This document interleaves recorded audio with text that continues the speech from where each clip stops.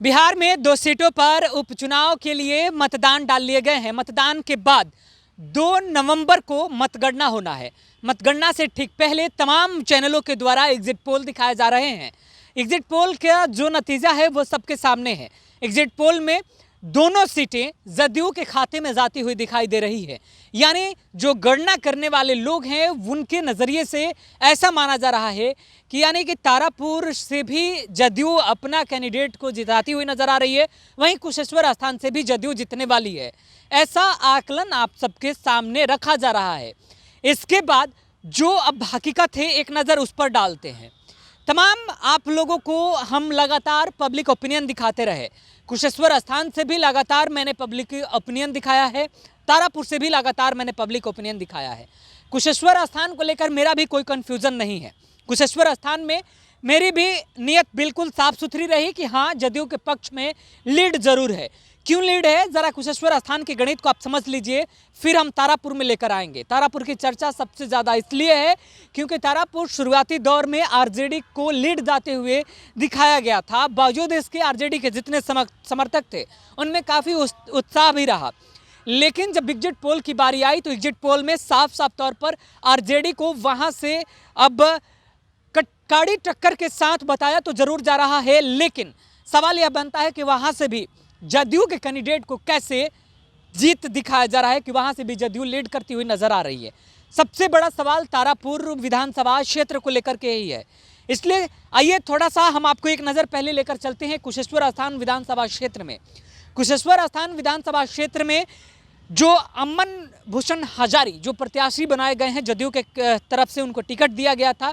उसके अलावा अतिरेक कुमार प्रत्याशी बनाए गए कांग्रेस की तरफ से। उसके बाद आरजेडी की तरफ से गणेश भारती को प्रत्याशी बनाया गया और चिराग ने अपना वहां पर बड़ा दाव खेल दिया। हालांकि माना यह जा रहा था कि कुशेश्वर स्थान में चिराग कोई बड़ा खेल करने वाले हैं, क्योंकि रामविलास पासवान का ननिहाल भी कुशेश्वर स्थान क्षेत्र में ही आता है। ऐसे में चिराग अपनी रणनीति को भुनाने के लिए लगातार वहां पर गांव-गांव में जा करके हर एक दरवाजे पर जाकर भरसक उन्होंने प्रयास जरूर किया। लेकिन चिराग की रणनीति जिस कदर बनी उसके बाद भी हमने पब्लिक ओपिनियन दिखाना लगातार जारी रखा। पब्लिक ओपिनियन में कहीं कहीं चिराग के नाम जरूर आते थे, लेकिन चिराग उतने बड़े वोट बैंक के साथ नजर नहीं आ रहे थे। इसलिए अब चिराग पासवान की जो गलतफहमी है उसे दूर ही कर दीजिए।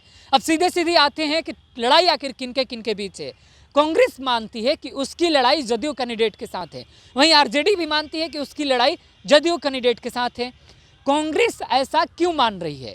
क्योंकि कांग्रेस के तरफ से जो प्रत्याशी दिए गए हैं अतिरेक कुमार, वो वहाँ के पूर्व प्रत्याशी के पुत्र हैं और अतिरेक कुमार कांग्रेस में दिल्ली से लगातार वो कार्यरत हैं।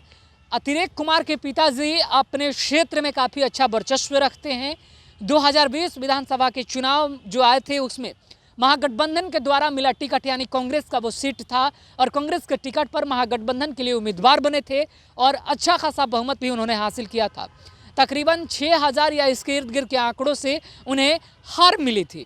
माना यह जा रहा है कि वो बहुत बड़ा गेम कर सकते हैं और इस गेम प्लान को लेकर हमने आपको उनके पिताजी का भी इंटरव्यू बाकायदा दिखाया था और बताया था कि वो कितना बड़ा गेम प्लान कर रहे हैं और क्या कुछ करने वाले हैं। लेकिन उनकी लड़ाई सीधे सीधे आरजेडी के साथ थी, क्योंकि वो बता रहे थे कि आरजेडी कहीं भी नज़र नहीं आएगी। अगर आरजेडी नज़र नहीं आएगी तो फिर उनकी लड़ाई भी जदयू के साथ वो खुद मान रहे थे।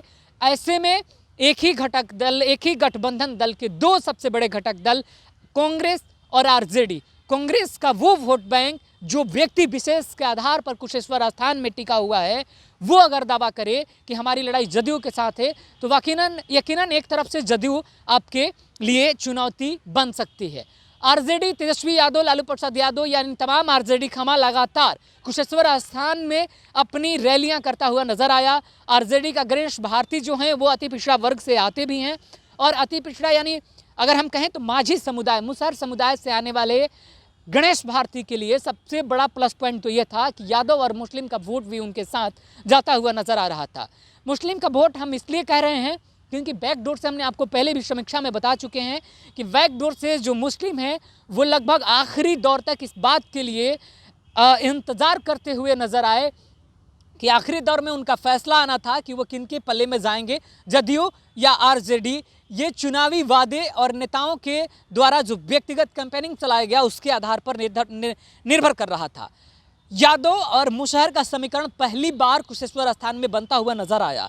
इसलिए जो भी हमने समीक्षा आपको पहले बताया था उसके आधार पर 14 अक्टूबर को हमने यह समीक्षा लोगों के समक्ष रख दिया था और उसी में हमने बताया था कि आरजेडी और जदयू के बीच कड़ी टक्कर है। वो बात अलग है कि कांग्रेस अपने तरफ से दावे जरूर कर रही है। कांग्रेस के पूर्व प्रत्याशी यानी 2020 में जिन्हें प्रत्याशी बनाया गया था, नाम क्या है भाई?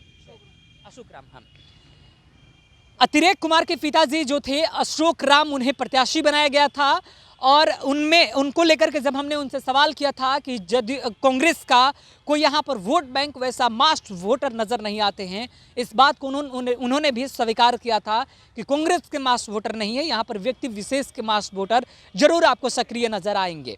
कांग्रेस वहाँ पर लड़ाई में जरूर है और कांग्रेस जितनी लड़ाई में होगी उतनी आरजेडी की मुश्किलें बढ़ाती हुई नजर आएगी। अब जितनी लड़ाई में कांग्रेस आएगी उतना का भरपाई चिराग पासवान वोट काट कर जदयू का नहीं कर पाएंगे। इसीलिए जदयू को वहाँ पर लीड मैंने बताया था और जो ग्राउंड की हकीकत थी वो भी हमने लगातार पब्लिक ओपिनियन दिखाने के बाद यह समीक्षा आप लोगों के समक्ष रखा था। अब एक बार तारापुर विधानसभा क्षेत्र में आ जाते हैं। सबसे बड़ा सवाल तारापुर को लेकर सबसे ज़्यादा चर्चा हो रही है क्योंकि तारापुर से जदयू कैंडिडेट को लेकर बातें यह आ रही थी कि वो उनके पास आपराधिक गतिविधियां, आपराधिक जो छवि हैं वो काफ़ी ज़्यादा चर्चा में इस उपचुनाव में रही और इस वजह से कुछ उनका जो वोट बैंक है खराब होता हुआ भी नजर आया। लेकिन देखिए जिस प्रकार से वहाँ पर आरजेडी ने अपना प्रत्याशी उतारा मैदान में, प्रत्याशी अरुण कुमार शाह को बनाया गया।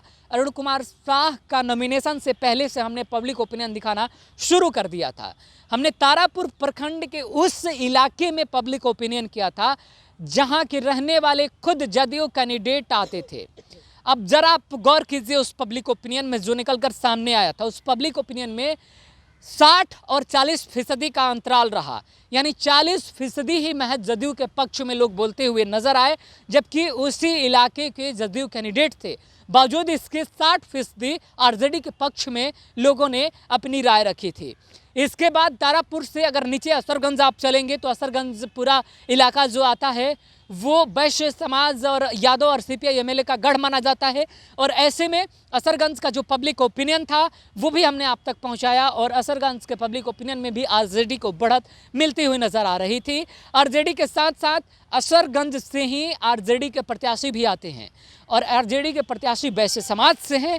इसलिए सबसे पहले आपको ये जो जमीनी समीकरण है ये समझ जाते हुए हम लेकर चलते हैं ज़रा एक नज़र। आप पहले जातीय समीकरण को समझ लीजिए, फिर हम आपको बता कर जाएंगे कि आखिरकार क्यों जदयू को लीड बताया जा रहा है तारापुर से भी।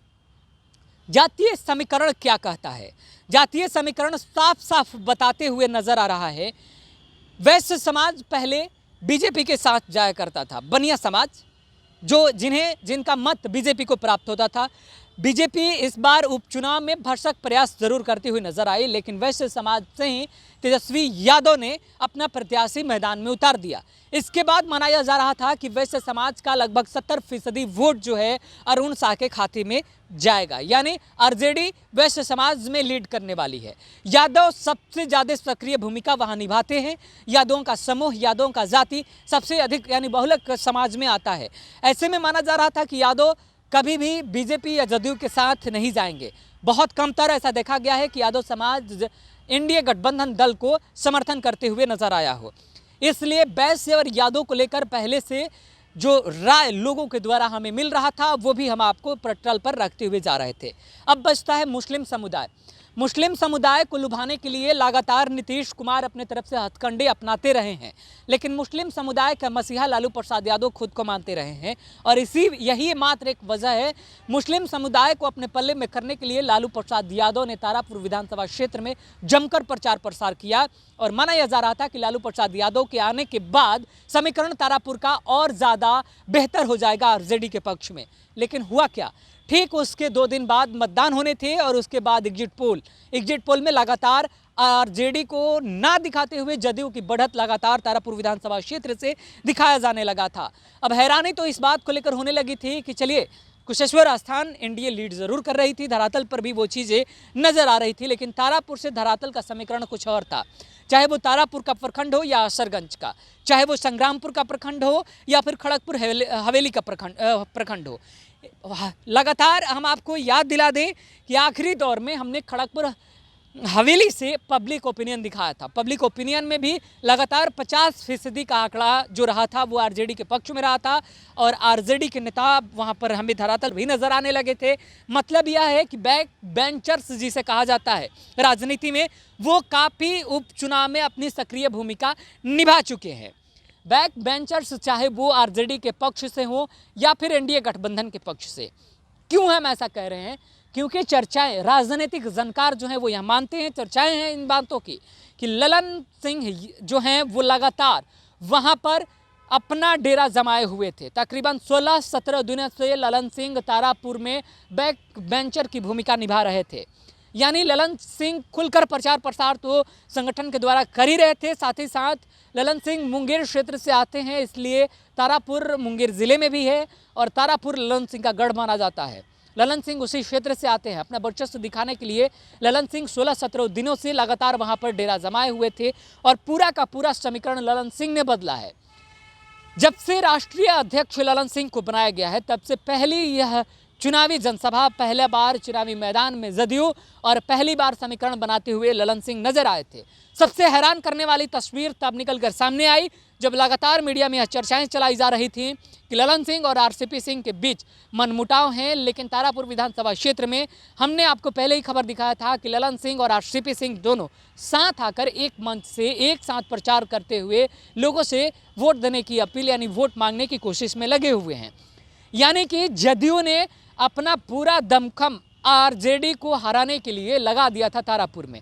सरकार का कोई भी ऐसा मंत्री नेतागण हमें ऐसा नहीं नजर आया जो तारापुर में जाकर के वोट ना मांगा हो, अपनी पार्टी के लिए प्रचार प्रसार ना किया हो। और यही वो समीकरण है जिसके बाद कुछ समीकरण जरूर बदले हैं इसी रणनीति के बाद, और समीकरण जो बदले हैं उसी के आधार पर जितने भी पब्लिक एग्जिट पोल आप तक पहुंचाए जा रहे हैं वो उसमें तारापुर से भी जदयू को लीड बताया जा रहा है। लेकिन धरातल का जो हकीकत है वो अब भी यही है कि तारापुर से जो मेरा आकलन है, जो मैंने वहाँ पर पब्लिक ओपिनियन लगातार किया है, जो मेरी टीम ने वहाँ पर लगातार पब्लिक ओपिनियन किया है, चाहे वो मेरा सहयोगी हमजा हो या फिर मैं अभिषेक तिवारी, लगातार वहाँ से जो पब्लिक ओपिनियन हमने दिखाया है, आखिरी दौर हमारा एनडीए गठबंधन के बहुलक इलाके जहाँ पर मास वोटर एनडीए गठबंधन के बने रहते हैं वहाँ पर, यानी खड़गपुर और संग्रामपुर के तमाम जो एरिया आता है वहाँ पर से हमने पब्लिक ओपिनियन दिखाया।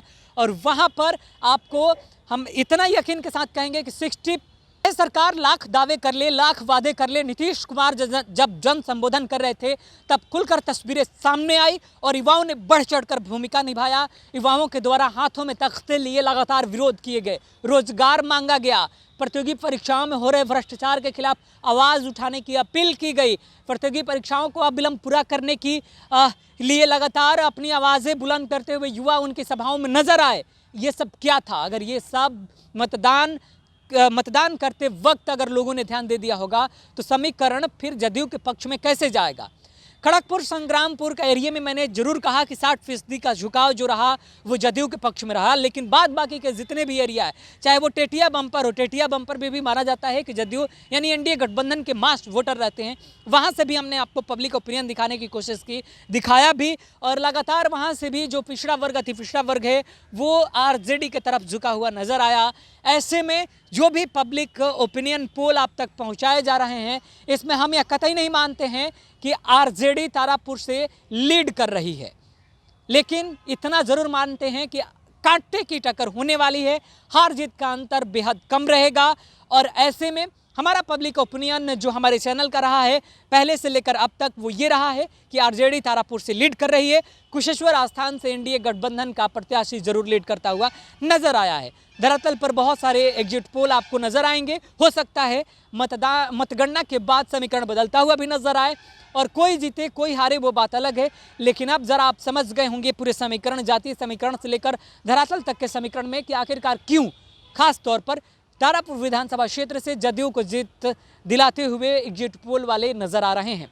क्योंकि संग्रामपुर, खड़गपुर, टेटिया बम्पर जैसे इलाकों में मास वोटर रहते हैं। अगर सर्वे वहाँ से हुआ होगा तो बेशक वहाँ से आपको जदयू लीड करती हुई नजर आएगी। लेकिन अगर वहीं वैश्य समाज और यादव और मुस्लिम समाज के जातीय समीकरण पर आप नज़र डालेंगे, वहाँ पर जदयू का समीकरण, जदयू की रणनीति फेल होती हुई नजर आएगी और फिर से एक बार आरजेडी लीड करती हुई आपको दिखाई देगी। क्या होगा, मैं 24 घंटे का इंतजार, फिर परिणाम हम सबके सामने। जो भी होगा, सरकारें बदलने वाली नहीं है। वो बात अलग है कि लाख दावे किए जा रहे हैं कि बिहार में बड़ा परिवर्तन होने वाला है। क्या होगा वो तो राजनीतिक दल या फिर राजनेता ही बता पाएंगे, क्योंकि उनसे बड़ा रणशोर कोई होता नहीं है। हमारे साथ आप सभी का जुड़ने के लिए बहुत बहुत धन्यवाद। नमस्कार। Subscribe now and press the bell icon. Never miss an update.